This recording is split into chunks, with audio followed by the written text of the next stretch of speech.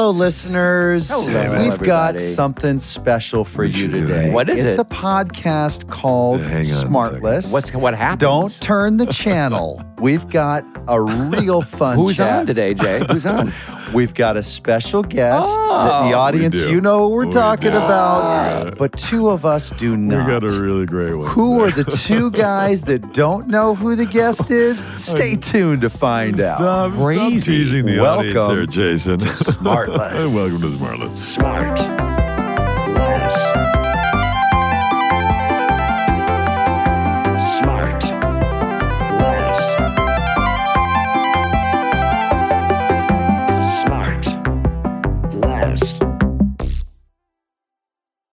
I'm going to unmute our surprise guest feed. Just give us a little clap if you're with us.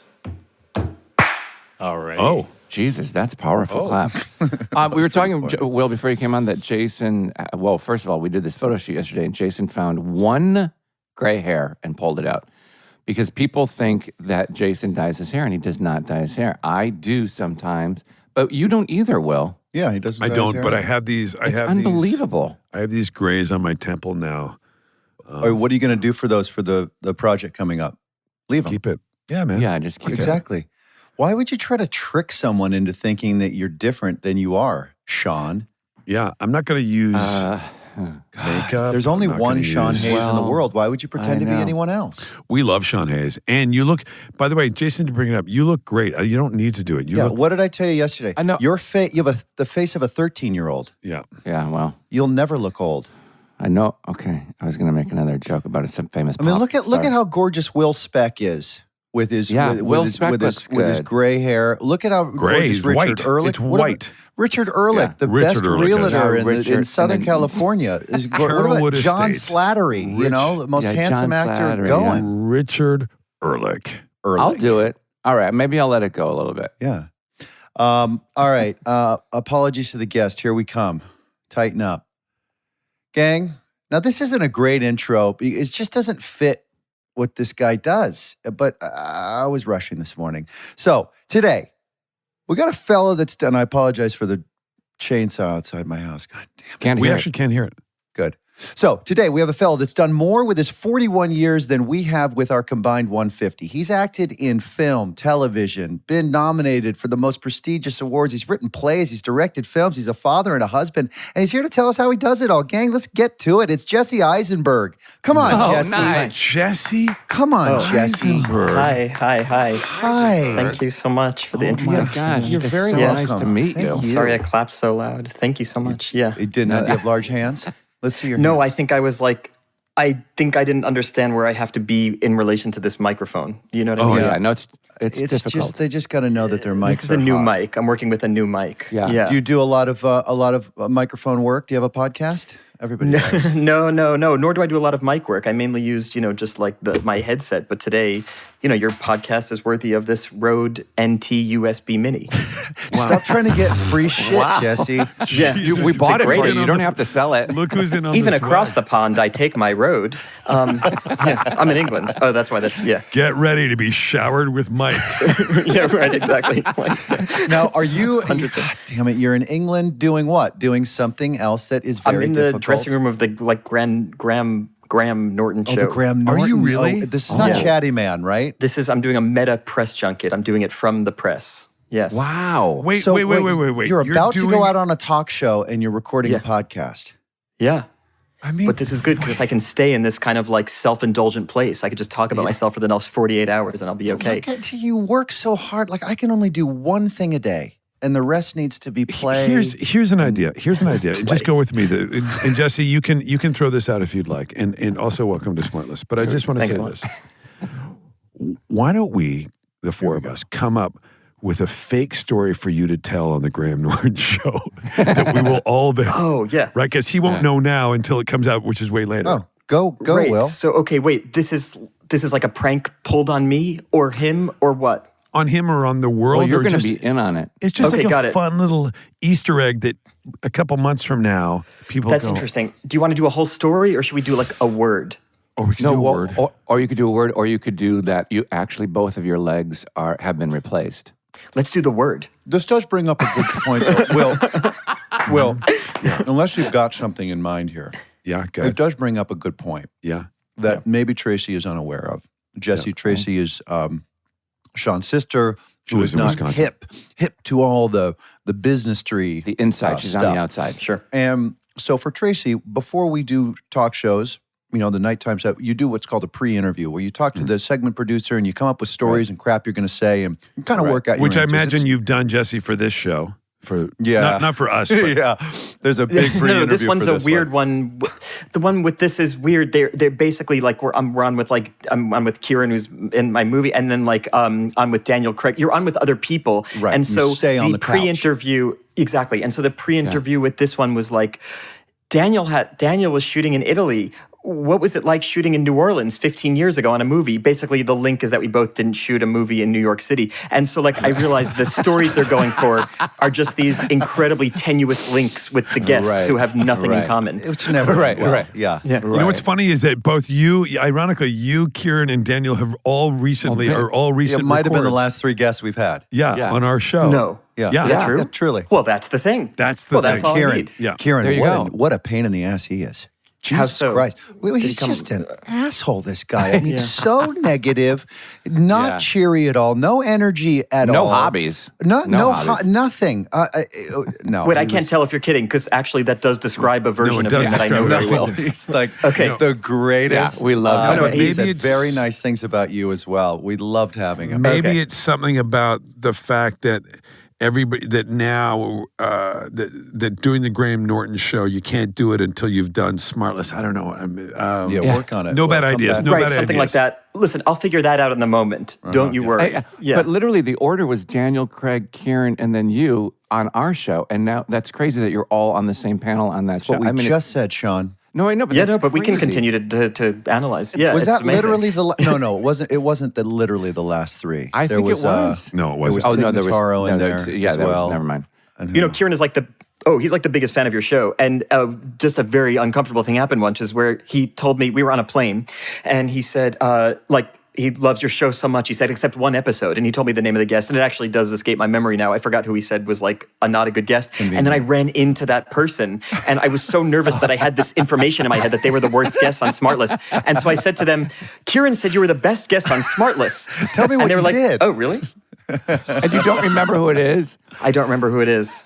all right, wait. Let me get to my questions. I've got great questions. I'm an incredible interviewer. By the Here way, I come. Yeah. it's so nice to meet you. I've been such a fan. too. For Oh my God, a me long too. time. Me Of you, too, of Jesse. course.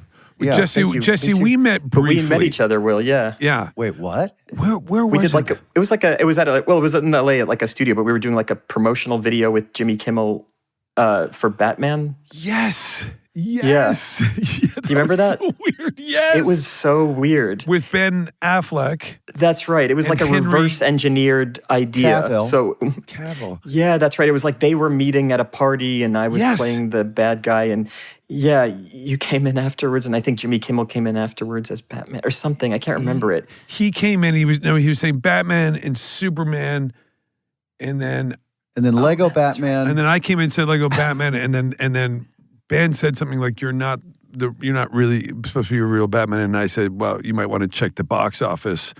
Oh yeah. God, yeah, that's great. Something. Yeah, Here's what I was left with, and tell me if you agree with me Yeah. on that, Jesse. sure. I was really impressed with Jimmy Kimmel's acting. Mm. I thought he did a great job that day. Really? And I told him that. Yeah, I would hope so. Yeah, that's not exactly the thing I walked away with. I can't remember. Was he really good? Wait, how so? Like he don't seemed know. genuine? Well, in that, I guess, look, the bar was low because I thought he would be fucking terrible. Oh, got it. And he was engaged. He was And generally he was engaged. He Yeah, that's seemed true. like he That's was true. really listening in the moment. Yeah. No, that's true. That's true. I guarantee you, he's a great actor. You can just tell with some people that they just kind of know the way they come across, and therefore Yeah. they're able to sort of calibrate that and guide that, and incorporate lines into that. Like, I bet he'd be a great actor. But Jesse, when did you start? We all know you as a very accomplished actor, and I am also, like Sean and Jason, I'm a very big fan of your acting. I think you're really good at what you Oh do. God, me too. Of course. Always. But as a always. writer, when was that you did you always write, or is that something that came later? No, I've been writing like plays like in New York for like 20 years. But this is like, and I've had like some popular plays or whatever, but like nothing to like this level. Well, I had 2 plays that were going to go to Broadway. Were both canceled the week before we put out the press announcement for different weird reasons. So like this is the first thing that I'm really getting like more attention, and it's quite surreal because I feel like, well, I've been doing the same thing for 20 years, but people like this one, and it makes me wonder where I went wrong 20 years ago. Wait, tell me what it is. Tell me what it is. What is? You're doing a play right now? No. Now I did real this movie pain, the that's film. You said about his movie with I thought you were Kiernan, saying you were. No. I gave up on the medium entirely because it gave up on me. Got it. And so no, just now like I wrote a thing that's like now people like it, and they're saying, well, it has this unusual tone. I want to say I've been doing that for so long, but no one liked it. But anyway, so and before that I was just writing like joke writing. I wanted to write sketch comedy when I was younger. No way. Really? Yeah, of course. Yeah, when I was 17, I put together like a packet for Saturday Night Live. Actually, when I was 16, I wrote a script about Woody Allen, and it got sent to him. It was about like a fictional version of him now at 16, which is what I was, changing his name to Woody Allen, and it got like sent through various channels to his lawyers, who then sent me a cease and desist letter. Oh my God. But then you ended up doing 3 films with him. Did it come up? I did movies. It came up once. We were on like a press junket. He's so uninterested in anybody else, so like, I don't mean that as a criticism. He's just like, basically, I knew what would happen is that somebody during press would bring it up because it's like a cute story that's on the internet, and he would go, oh, that's interesting, I didn't know that, and would never think about it again. And I knew I can go up to him and say, hey, that was weird, right? He would just he just doesn't have any interest in stuff like that. I think he's just been like so famous and celebrated for so many years that he's uninterested in like the public persona. Yeah. And so no, he didn't care about that, and we didn't share a nice laugh or a drink. I love the idea that you're like waiting to get a response to your submission, and the response is a cease and desist. Yeah. But it's also like you bring up like, hey, so you sent me a lawyer letter. What about that? No, I don't know anything about that. Well, the lawyer is his producer. Like, I got to know the lawyer. But I'm sure there were 10,000 letters like they were sending that every day to everybody who wanted to make a movie about him. Right. But I remember I got home from school one day and my dad said, we have good news and bad news. I was like, I said, what's the good news? He's like, we heard from Woody Allen. I was like, what's the bad news? He's like, you might have to get a lawyer. And he sent me the thing and I framed it right away. It was so exciting, Wow. That's pretty good. Yeah. So when you're writing a play versus a film, to a ding-dong like me, it would seem that writing a play is easier because it's just dialogue. And a film, you've got to incorporate what the visual component is going to be as well, and sort of imply some of the, the inner thinking of the characters as well, and all that. Is that fair to say that writing a screenplay is more difficult? I mean, no. I mean, I think it depends on like the project, and like you could make the same argument that you have to keep people's attention for 2 hours on one set, and there's something incredibly difficult about that. Whereas a movie, you can have music come in, and you could have close-ups, and you could re-edit it to within an inch of its life, and it could turn into something that's test screened a bunch of times. So like, no. I mean, my plays have been basically like 4 scenes total, so like a half-hour scenes, and so like half-hour scenes for a 2-hour play, and I like that. My mind works in that way to like keep scenes going. So my struggle with like movie writing is to just make sure the scenes are not 7 minutes long. Holy shit. JB, he just clowned you, dude. Why? Why? You just got totally clowned because you. I'm so clowned I didn't even realize. You didn't even realize. No, I'm kidding. But I thought there was. I was clowning him, but I thought there was a gentle. I was doing it gently. Speaking of clowning him with a baby wipe. Speaking of clowns, your mother started another silly internet thing. Sure. Because I do deep research on Wikipedia. Yeah. It sounds like you read that first paragraph. Yeah, it's right up top. Fucking Jesse. I want Jesse to come once a week and just come in, set JB straight, and then be like, I gotta go. He read the snippet from the Google search engine, where a million things come up, and he read the snippet. Now, click on the link. The directing thing. Are you loving the directing thing? As much, and I apologize, I bet you've gotten this question 1,000 times. Are you loving it more, less, or the same as writing and acting? maybe a little less, only because it's such a managerial thing, as you know. Well, I don't know actually what your experiences have been, but for me, it just felt like I was just aware constantly on set of somebody's plane maybe being delayed. Like my experience, and when I'm writing, I'm sitting in a library by myself and acting. It's like kind of an emotional, private experience that you can have. And then I just remember, like, I spent the day thinking about this person's hair person flying in from England, and if there was rain in England, they were going to be late, and then I don't think the actor would come to set. And I was like, this was the least creative thought I've had in my life, let alone on the set of a movie. Yeah, exactly. How fucking interesting. That's such a great point. Right. Does that ring true for you? Or? Yes, it can, but then I just make sure I hire correctly, when it comes to line producers and ADs and stuff. Really, their sweet spot is managing. Right, that kind of stuff. Do you ask JB, do you ask them to protect you from information that you... No, I actually want to hear about it all. I just don't want to have to fix any of it. Yeah. Right. I get that. Wow. I get that. So you don't take on, for no apparent reason at all, the anxiety of their jobs? I do, to the extent that it affects the harmony on the set. That's the part I get really passionate about. Is that everybody deserves to have a great work experience. Yeah, me too. Jesse, never having met you before, I've seen tons of your work, and Do you think I should dye my hair? Is that your question? Yeah. Do you think I heard about the sides.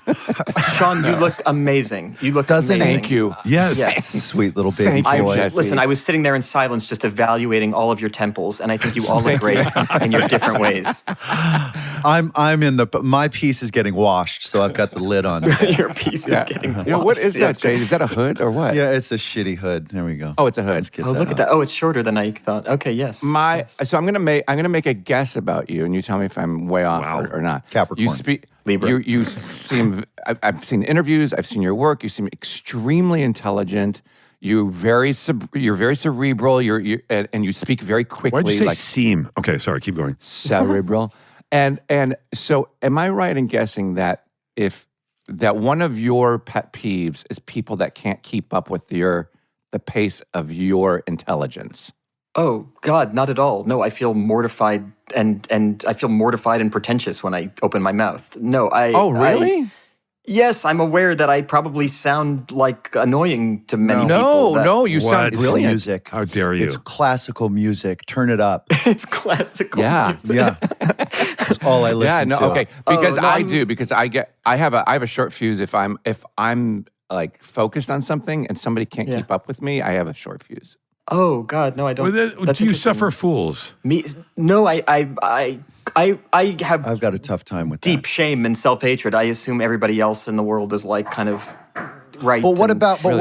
How about said differently? What about people who don't work as hard as you at a given moment, especially when you're directing or when you're having to oversee a bunch of stuff, and you notice someone's just kind of dogging it? Like, does that get at you? I just haven't felt that way ever. I just feel like so indebted to that anybody's coming to the set and waking up at 6 in the morning, and they probably have a dog that's being left home alone. No, I just don't ever feel that way. But I think I'm just encumbered with guilt. So like I just wouldn't. I thought I wouldn't allow that thought to come into my mind because I would feel, well, why am I worthy of having that? Oh, okay, got it. And we will be right back. And now back to the show. Did you grow up in the city? Did you grow up in New York? I grew up in Queens and New Jersey, so never Manhattan. Oh, you did? Yeah. Oh, wow. That's why I have this neutral accent. Do you live in New York now on the East Coast? Yeah, I live in Careful, Chelsea. Jesse, careful. Yeah. You do? What do you mean with what? He's getting close to the address. Don't give it. No, to he him. said Chelsea. He said Chelsea. Yeah, I can and tell I'm you not the gonna- room. Don't give him a street. And no, I'm just saying, do you want to have lunch at Cafe Clooney next week? That's all I'm saying in the West Can I touch Village. you for a second? Yeah. Why not? Yeah, we could do that. Yeah, that's a great place. I'm going to and be there if you'd like to have lunch. I'm going to get You're going to get the table. Let me ask you about this. the table. The amount of focus it takes to write. I've done it once, and it was a very long time ago, and it was very humbling. And I've got a massive amount of respect for folks that can fill a blank page. once you go through that process and you've really, grinded away at the wordsmith of it all, and then an actor starts to play with that dialogue on set and starts to kind of go off a little bit and round the edges and, paraphrase a little here or there.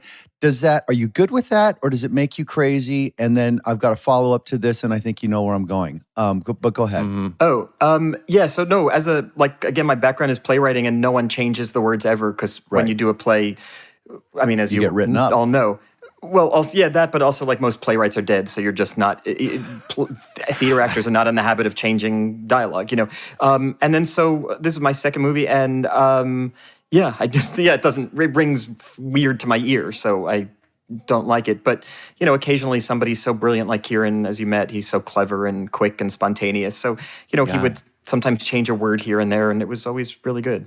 You wouldn't like come in. You wouldn't come in after taking and go, huh? Okay, all right.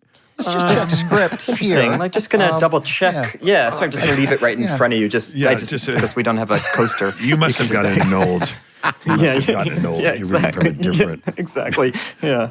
So then, wasn't onerous to you to work on Social Network with Aaron Sorkin's stuff, who is somewhat famously, an versus is sometimes a problem. Like you have to really stay word strict for to word. Is that true? Yeah. Was that your experience on that film? And if so, was it a hassle? That wasn't my experience, but I don't also think I tried to change anything. It wasn't like I had a clever idea that was like funnier than Aaron Sorkin's joke. But just in an effort to make it sound sort of just naturalistic and my character. That's really interesting. My character didn't talk in a naturalistic way. He was kind of like this, like almost robotic presence. And so actually, for me, it felt like this is perfect. In fact, the gamesmanship of like adhering to this exact thing was part of the character.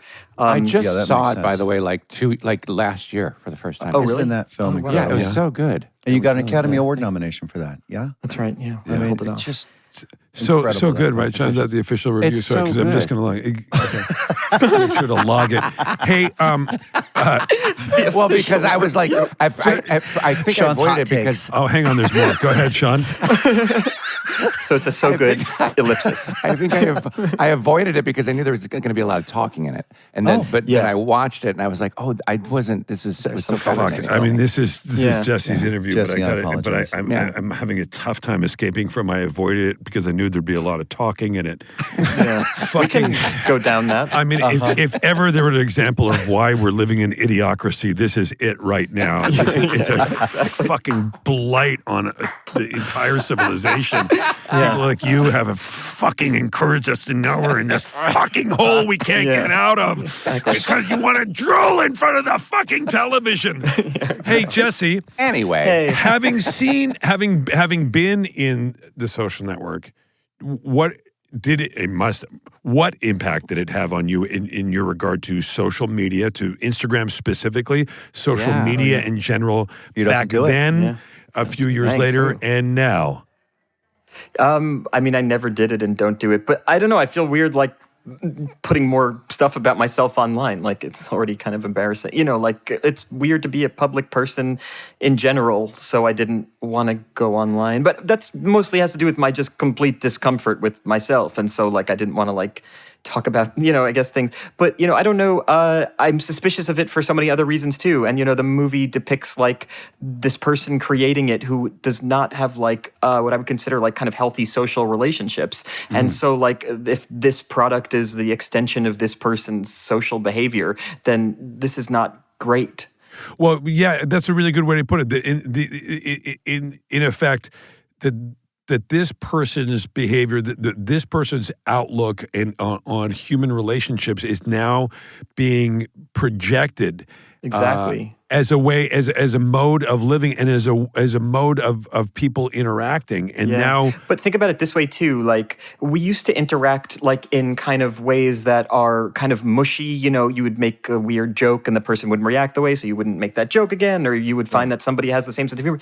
And like what relationships get reduced to like on like line, and forgive me because I'm not on these things, but this is my kind of cynical like attitude towards it, is like we like the same band and so it hooks us up and everything. And that's essentially like the character I was playing could interact with people like that on this very much like we both like this band. Let's stand here and talk about it. And that's the way the thing works too. It recommends this person to you, or if you're dating, it recommends this person to you, and it just takes out like the squishy humanness that we have in our lives outside of the internet. Yeah. However, I mean, because you've spoken before, you've spoken already on this in this episode about your not to belittle it, to be honest, it's charming with your self-effacing sort of, that you're comfortable with yourself, and I get it. We all are, but I feel like these social media things are meant to be a tool to actually help folks that's true, and probably it does. That wouldn't get out to a bar and start. So I'm wondering if No, I'm sure you're right. I truly know nothing about this because I'm not on it. I haven't had the experience of being on it. No. I think that Jason. I think that that's what it's sold as. Right. And I think that in its best version, were people actually looking to do that, and it wasn't used as a way to enrich people, then that's what it would do. Unfortunately, what is become is it's designed to keep you engaged to sell ads. Now what it's done is it's designed to keep you opening the app. Here he comes, so that your eyeballs will be exposed to advertisers. We all need advertisers. But it keeps us all employed. Of course, that is its design, and it's not to keep people engaged. And I think that there was a time that maybe that was the idea, and maybe that's what the social, when it was called the Facebook, was about. But unfortunately, what it has become this thing that's become incredibly divisive, and and all it's done is reinforced instead of celebrating the similarities, it's reinforced the differences between people. It's had the opposite effect. It's stunning. All these kinds of things. We're talking, we talk about inclusion stuff. All these things that all they've done is help create these mini barriers between us all, and said, I'm this, and I'm this, and I'm this, and you're that. And we've created more division, I think. I don't know. Yeah. No, that's my perspective, but my perspective is really as an outsider because I haven't been on it. But yeah, like that, it creates isolation, sectarianism, all this stuff. Wait, Jesse, are you on social media? No. I'm kidding. Yeah. I'm actually live tweeting this whole thing, like going great. Sean said social network is so good.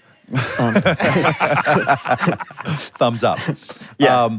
Now, studying anthropology and social psychology in college, yes. Now, why did you study that when you knew you wanted to do what you're doing now? Or did you do it at the same time? Yeah, no, I was like, I went to college for 18 years before I got my degree because I would like go to a semester and then take off and work, and then go back. And so I got my degree during the pandemic finally. You're serious?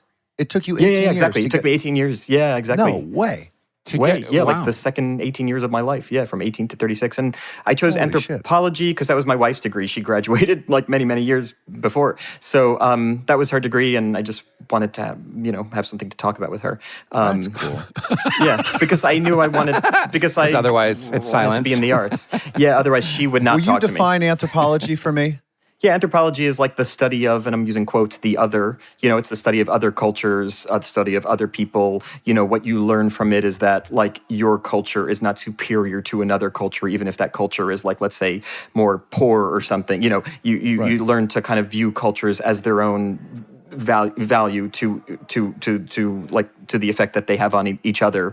So an anthropologist would go to study, famously go to a Samoan village. Margaret Mead is this famous anthropologist. Go to a Samoan village and live with them and study their ways and everything. I literally asked somebody last night who has a master's in anthropology. I asked her to define the same question last night. She said something very similar, and I said, "Well, what is the difference between that and sociology?" And she said, "Sociology is much more data driven." Is that right? Is that fair? Yeah. My dad's PhD is social psychology, and so he was studying basically like human behavior, irrespective of culture. It was about people interacting with each other. Gotcha. Anthropology really focuses on like cultures. Right. Wow. Gotcha. And you got your bachelor's or master's or I got my what? bachelor's degree. Yeah. That's amazing. Bachelor's degree, and then your dad's got a PhD. Yeah. I mean, this is an accomplished family. Jay, what did you learn on the set of Ned and Stacy? I remember you did an episode of that. I learned how to scoop a bagel, you know? That's where I started really cutting the carbs. So Jesse, but first of all, by the time you're 65, you get your master's. But second, that's really funny. What in your studies, what is the one kind of culture that you found the most fascinating or actually interacted with or whatever? Best and least. To be fair. Best the and least least fascinating culture. Yeah. Okay, the most boring culture, you guys, is I'm doing You're top talking to 10 them. worst cultures. I would love if you got on Instagram just so you could start posting things like the worst cultures. Yeah. And this one is boring, but also stupid. So, okay, this one, I kind of like, I did my like ethnography, which is like, your big thesis. I did it on this like this restaurant in Chelsea that was like the last remaining authentic Latin American restaurant because everything else had been, gentrified away. And this place was, but it was kind of a cheat because it was like down the block.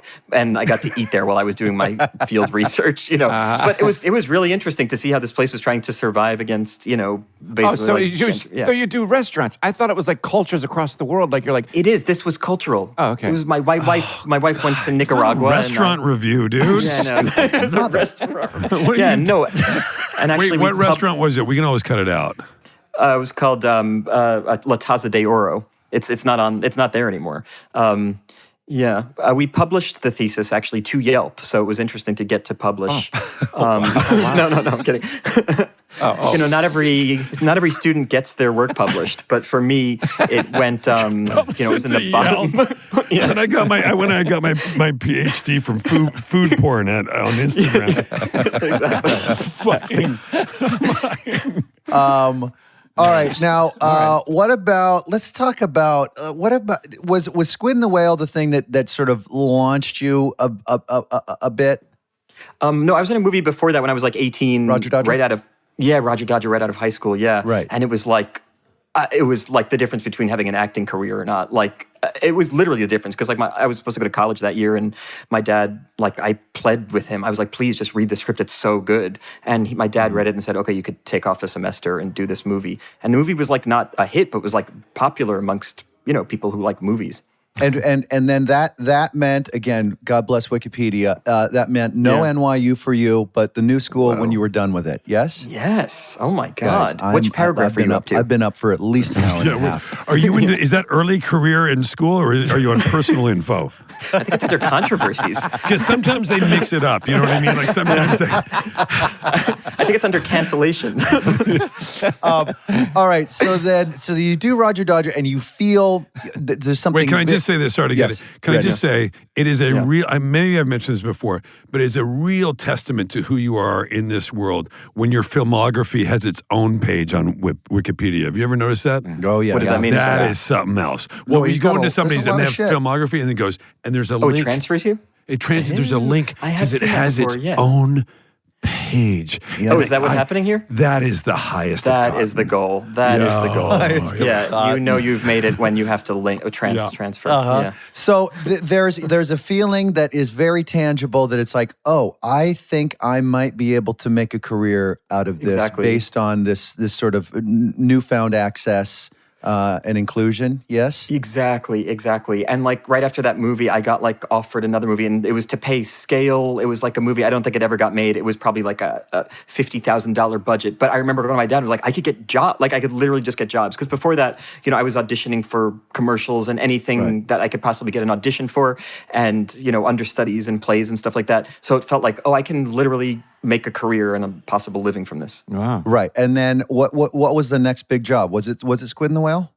Yeah, actually, no. Right before that, I did this movie Cursed. It was Dimension, and it was Dimension. So it was run by Bob Weinstein, and this guy it was crazy. This guy, basically, it was a Wes Craven directed movie, and Bob Weinstein would just constantly scrap everything we'd done to the point where we shot, it was supposed to be a 55-day shoot. We shot 125 days because this guy, Bob Weinstein, who's not like, a writer, would just decided he wanted to change everything in the script. And it was crazy. It was crazy and fascinating to work with that I wonder man. what he's up to right now. I think we know what his brother's doing, but wonder what Bob is probably doing. his neck in lawsuits.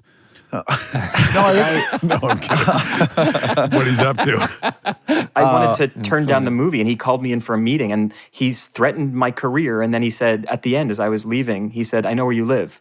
I said, "What?" Jesus Christ. And I was like, "Are you kidding?" And he was like, No, she told me." His casting director. He goes, No, she told me where you live. Oh, these guys. Wow. Yeah, What a duo. I know. Unbelievable. Crazy. When all the stuff came out with the brother, I was just like, oh yeah, I've been telling this story forever. And people sometimes can't believe it. It sounds so shocking. And then, of course, my story was like nothing compared to, Yeah, cute. Yeah. Yeah, That's exactly. cute. All right. Yeah, so you're like, who knew? It's just like it's fun banter for a podcast. Yeah, exactly. You know what I mean? Yeah, not the, So now we're to Squid and the Whale with the great Laura Linney.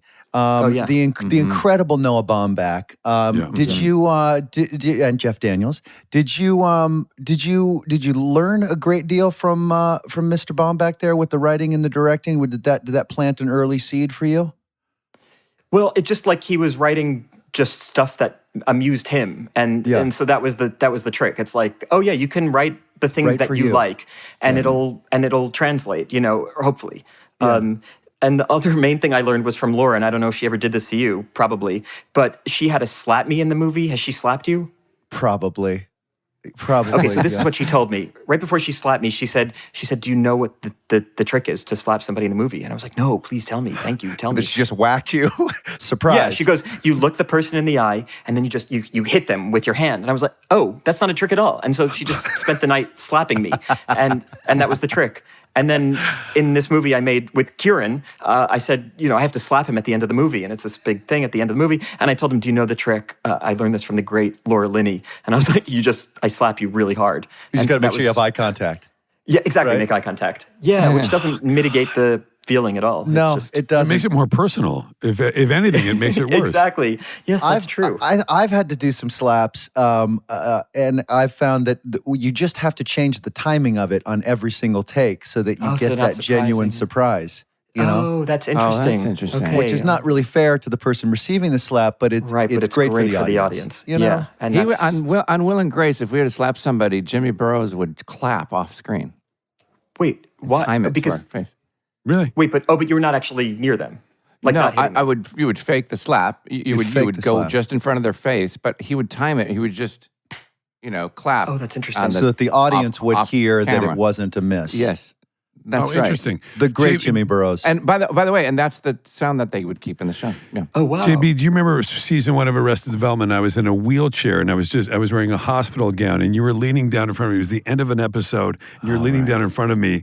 And as you leaned down, I slapped you in the face. It was not in the script. It was apropos of nothing. I slapped you and you looked at me and my bare leg was showing because I was wearing a hospital gown. Yeah. And as you got up, you slapped the inside of my leg so much. About as hard as I could. Hard as I could. Oh, wow. And in the show, I go, oh, just because it really happened. You fucking killed me. Right, and it was safe to do that because you're in a wheelchair. You can't possibly get up and run after him. And my character couldn't get up and run after him, so stay he knew stay that. in the character. Yeah. Oh, that's funny. I'm not dumb. It was happened on one take?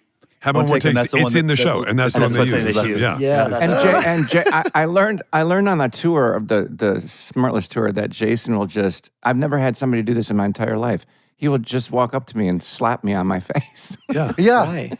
Just Do sort you of make like eye contact? Hey, buddy. Wait, I love the way you act like you're just as surprised as everybody, Jason. You just went, yeah, I know, I learned that. Yeah, isn't that crazy? Yeah, I just do that. I do it all the time. It's a love tap, y'all. Well, it's pretty hard. We'll be right back. And now back to the show. Now, speaking of magic, the magic of movies, let's get to Now You See Me. So there was a lot of magic in that, or illusions. Sorry, Will, illusions. No worries, yeah. Sure. I would imagine you did a little bit of training for that. And have you retained any magical talents? Like, do you have a card? Do you have a go-to card trick? I do, and it's weird because I have like muscle memory from it. We just finished doing the third movie like a month ago, my and I God. just do the same one trick I know. And for audiences who are paying attention, they'll realize that the greatest magician in the world knows one trick. Yeah. I just repurposed the one thing I learned. Yeah. Now, don't you in a different outfit. Someone was doing a magic thing at something I was at last week, and I just thought that, like, it. And he did a series of magical tricks as they do before they're done with their set. And by the time you get to like the third trick, you know your mind's going to be blown. You know you're going to be like, oh my God, how do you do that? And you just sort of like click into a gear of like, all right, let's see it. Here comes another sort of mind-bending wow. And what I thought was what would really be impressive at this point is to now tell us how you did it. Because I know I'm going to be shocked. What would be really impressive is to see how you're doing this stuff, how you've trained yourself and taught yourself to hide all these things that I didn't see.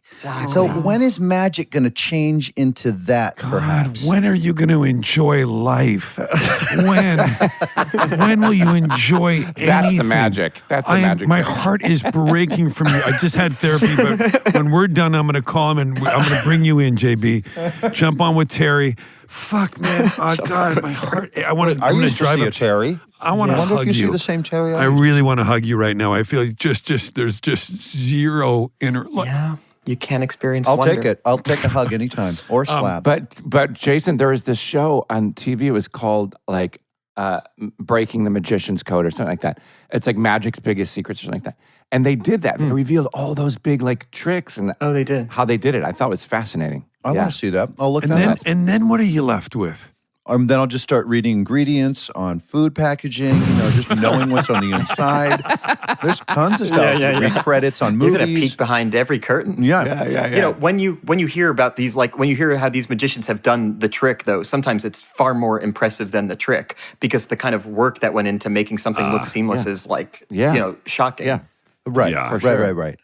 All right. Talk to me about your move into directing, why that happened and when it happened. Was it simply a result of you arriving at a place in your career where you could say, hey, I want to now direct, and you had the sort of industry capital in order to say that, or did it happen more organically than that? No, I in other words, had you wanted to do it for a long, long time, and then I've always just wanted to write plays, and then my last play, which was like 2019, just like wasn't received well, and I was like kind of really, kind of heartbroken or whatever. Like the play wasn't received well, and I mean the actors were amazing in it, but the play wasn't received well, and like so I just was like I have to try something else. I just made me feel bad, and there was like scrutiny in a way that felt like mean spirited, in a way that was like, oh, this is industry can be. I mean, movies can also be Reviews quite cruel, usually are. But there's something about theater because it's such a small community. I don't know. It just anyway. So I just thought, let me try to. I'll do a movie next. Yeah, no, but I love writing plays more than anything. But I just thought maybe I should do a movie because, and the thing you said about clout, that like, I did, I guess, feel not so much clout, but more like, I feel like I've been around it enough to kind of have an understanding of what to do. I know that sounds so lame, like I didn't go to film school, but I just felt like I've been on sets that have been great, and I've been on sets that didn't work, and I've been on sets that were terrible sets but made great movies, and vice versa. So I felt like, I think I know what to do if I can write something that is like tailored to my limited skill set. There's nothing wrong. Yeah, you obviously you're around it. You pick up on it, and it makes sense that you would want to sort of take agency and kind of do it yourself. And Sean last week is watching his chef open tuna cans and finally he was like, I'm going to open a tuna can. That's it's amazing. not dissimilar. Right. You know what I mean? can pinch the top on it and make the water come out. Or at least let me try it. Yeah, Let me I just can eat try the it. Hershey syrup out of the bottle. Yeah, you know what I watch mean? me squirt it. Of course. And I think it's and I think in Sean's case it is cloud. I think you feel you've worked up to this. And I think the industry recognizes that you can open that I didn't stuff. want to embarrass anybody. Yeah. No, and it's good that you're finally in a place where you feel like, yes, I can do that. And yes, I'm not going to get It is really good. Thank you. Thank you, Mr. So wait, Eisenberg. so you were feeling a little in your fifis about getting the bad reviews basically on the play, and then you thought you'd go for something with even higher exposure, directing a film where you would opening yourself up to even more a scrutiny. broader audience. Yeah. Like that. I was very brave of you. You went the other way. Oh, thanks. I mean, I don't know. Yeah, but I guess I'm used to scrutiny. I mean, I'm used to scrutiny, and I care about it so much, I guess, while it's happening, and then literally not the next day. I just, I don't want to be governed. Laura Linney said the greatest thing that I actually didn't hear her say, but my dad heard her on Charlie Rose talk about this 20 years ago. But he asked her, do you read reviews? And she says, no, because I don't want somebody else to tell me how to do my job. And my dad was telling me this because I'm I was like a, self-conscious person. And he said, your colleague who you were in that movie with, this is how she views it. And it did really change my perspective. That's interesting. Yeah. It is a really odd concept. Yeah. I totally understand the aggregate of them all, right? So Rotten Tomatoes, where they put them all together. And then there's sort of like a consensus. Does this work for the general public, I suppose, since you're making a public effort with your art? Yeah, of course. But specific reviewers, their specific take on how it affected them as an individual. Well, we're not making things for one individual. We're making things for a whole public. And so it's not going to work for some people, and that doesn't mean that it's But I also saw I think you're right about the aggregate thing, but at the same time, have there been films or pieces or music that have gotten bad reviews that you really like? Oh my God, yeah, of course. Can you think of one? Can you think of a The film? New World, a Terrence Malick film, The New World, got not great reviews. Interstellar, Chris Nolan's film, not great reviews. Like, Sean, what about you? I love those two films. Yeah, Interstellar's. I mean, I can't think of them, but I know that I'll look on Rotten Tomatoes, and conversely, the latest Batman film I thought was incredible. But Jesse, can you think of a film? I mostly have it with theater. Where I am enthralled by by a piece, and then I look online. I'm like, how is this torn apart? This is the greatest thing I've ever seen. Right. Because there's something about and I don't know. Maybe that even has to do with different performances offer different things. I don't know. Yeah. But no, I do. But I'll go the other way too. I felt the same way season 3 of Ned and Stacey because there were. Sorry, go ahead, Sean. I'll look at Rotten Tomatoes and something will get 90% or 95%, and I'll watch it. And I'm like, oh, good, they did the work for me. It's going to be great, right? Right. And it's terrible. I love Tenet. A lot of Tenet. Oh, right. Chris I really Nolan want to movie see got that. ruined. I've seen it 3 times. Right during COVID, it got lost, right? I loved it. Sean, you didn't love it. I loved it. I didn't get it. Yeah, I didn't understand. You didn't love it. One more thing about the directing thing. Have you ever gotten a really crazy direction from a director? That's A. Yeah. B, how has getting weird direction from directors affected the way in which you interface with actors? Also, being an actor yourself, and you've worked with some incredible directors, and I'm sure you've been able to cherry pick from the best of them and decided what not to do from the bad ones. But was there one in particular moment where you're like, I will never ever do that to a poor actor or crew member? Only my friend, Ruben Fleischer, who I think you guys know, he did the Zombieland movies, and then we just did Now You See Me together. I've worked with him a lot, and I just remember on the first Zombieland, we were shooting in what was supposed to be a mansion, and so he was several rooms away on the monitor, and I just heard this muffled scream, "Now smile," and I was like, what? I could understand that he was kind of talking to me, right? But also, I'm not a smiler, but also it can't come. You can't. That's not the way you act. Right. Oh, my face will smile, Right. So he, so that was just something I was like, oh yeah, I'll never do that. But I love Ruben, and now he's great. And but you guys have worked with Greg Mottola, I think, too. Yeah. And love he's Greg. just my favorite. Sweet, With the way he handled this crew and the cast, and I had which happened to me maybe 2 or 3 times in my life. I had kind of a panic attack during a scene, and I just shut down, and I just couldn't act. I don't know what happened. I just couldn't act. And so it was on this movie Adventureland, and I took him aside and I said, I'm so sorry. I don't know what happened. I think I had a panic attack. And I thought he was going to say, well, we can't. I thought he was going to, respond annoyed. And he said, I don't understand how you're not having a panic attack every scene. You're exposing yourself, you're bringing your emotions, you're trying to not think about your own vanity. Such a sweet man. And I just remember thinking that's the way I want to think about actors forever, which is that they're already doing this difficult thing. They're, trying to avoid thinking about their face being blown up on screen. They're avoiding thinking about the scrutiny that they're going to get. They're trying to live in the moment despite 100 strangers standing around them.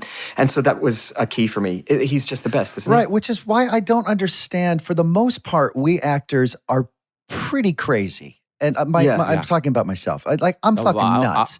And I'm filled with neuroses and insecurities.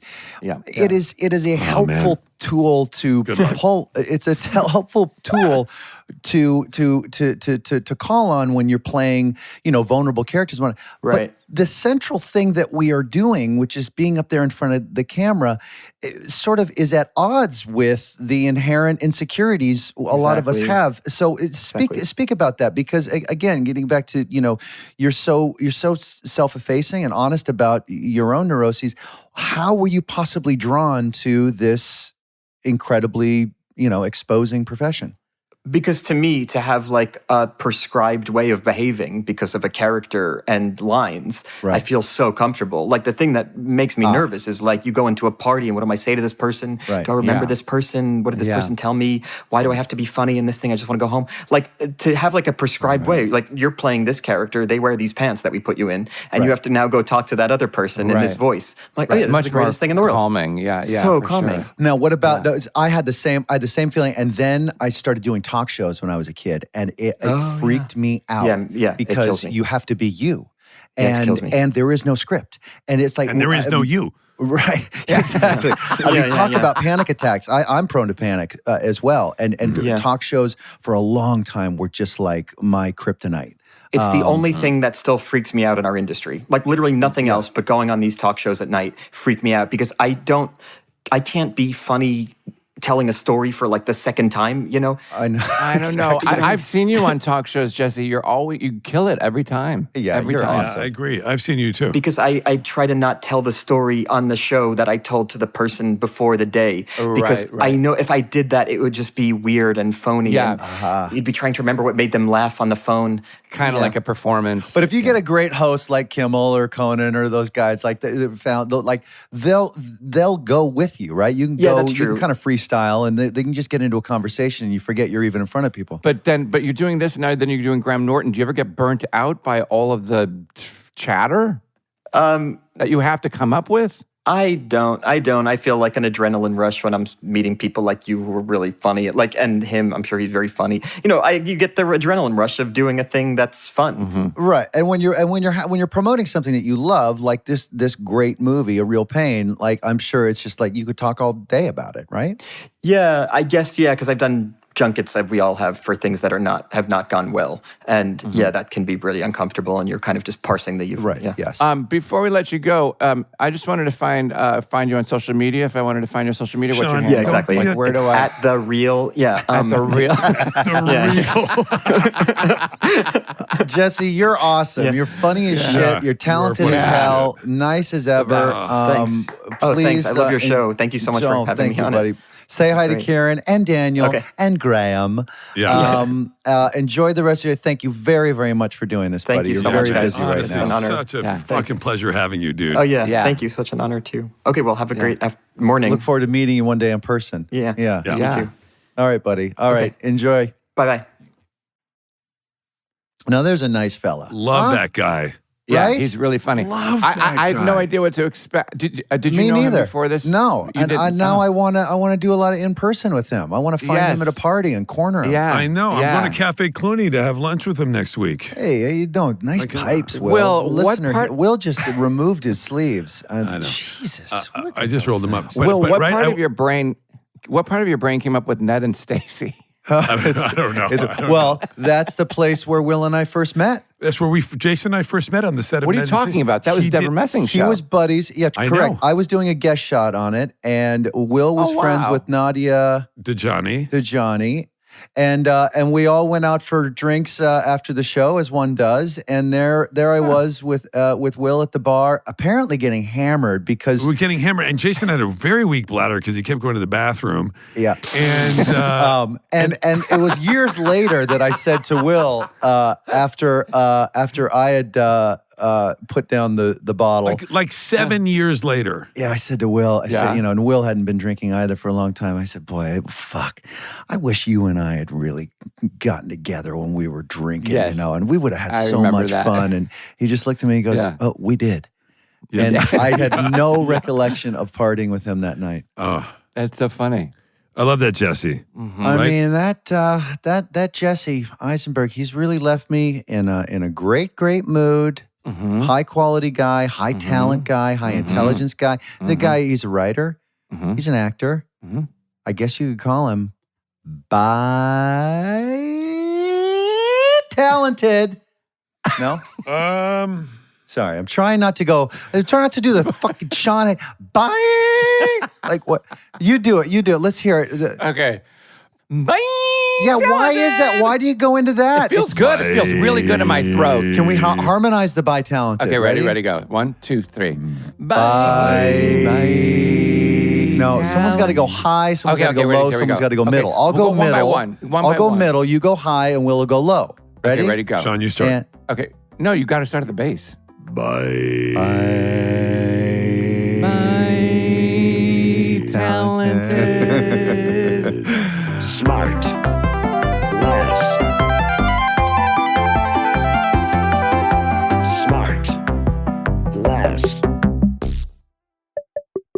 SmartLess is 100% organic and artisanally handcrafted by Michael Grant Terry, Rob Armjarv, and Bennett Barbaco. SmartLess.